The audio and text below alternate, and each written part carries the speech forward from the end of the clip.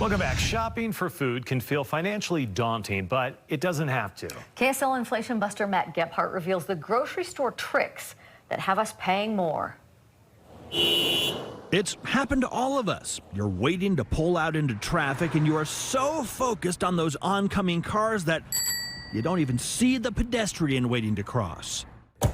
Or you open the fridge so sure that what you're looking for is on the top shelf, you completely miss it sitting right in front of you on the shelf below. It is a psychological phenomenon known as inattentional blindness, and it works kind of like a magic trick. The idea is that you're so focused on something happening right in front of you that you fail to see something else right in front of your eyes. And here's the bad news, it's probably costing you money when you shop. As a shopper, it's really important to look around. Trey Bodge runs TrueTrade.com, a consumer website that offers tricks on how to save, which often comes down to understanding the tricks that are used against us to try and get us to spend more. She says that brands work with stores to make sure that their often more expensive products are featured. They want the consumer to have their product right in front of them, so the consumer chooses that item versus another item. Yeah, there can be dozens of options for a product, but we are drawn to the stuff that is right in front of us. So rather than just looking at the eye level as a consumer, it's really good to look high and look low. Look high, look low. Could busting inflation really be that simple? KSL investigative producer Sloan Schrag and I put together a list of items that typically come with a variety of options. Pasta, canned soup, peanut butter, rice, cooking oil, canned tuna, flour, instant noodles, spices, and canned beans. Are we going with garbanzo because it's the funnest of the beans name to say? Garbanzo is like an awesome name. And we went shopping. So we got these garbanzo beans here. Right away, we found examples of that theory proving true.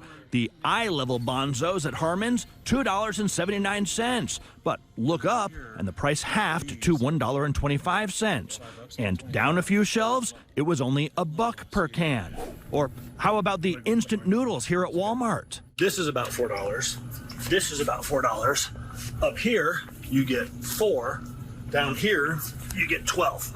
Or take a stroll down the Smith's cereal aisle. Look, the bigger boxes are getting the prime real estate. You know, the ones that are marketed as giant, large, or family size. And if you want like just the normal size.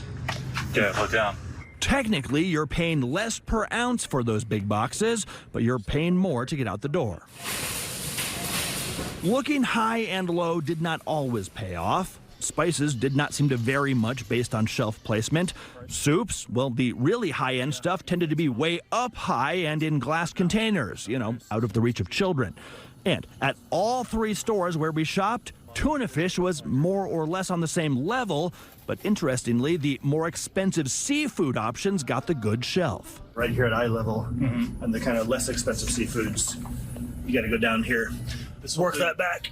And after an afternoon of investigative shopping, we found, indeed, we mostly saved by looking up and looking down, and with most examples, not by an insignificant amount. If you compare the ingredient list, it might be identical. They're often made in the same factories, and you've now just saved significantly. Speaking of prime placement, end caps. We observed end caps to be kind of inconsistent. We saw some of the most expensive stuff on end caps, but then we also saw some of the least expensive stuff with some screaming deals. Guys. All right. We're talking about our eye levels are different, so it really depends. All right, thanks, Matt.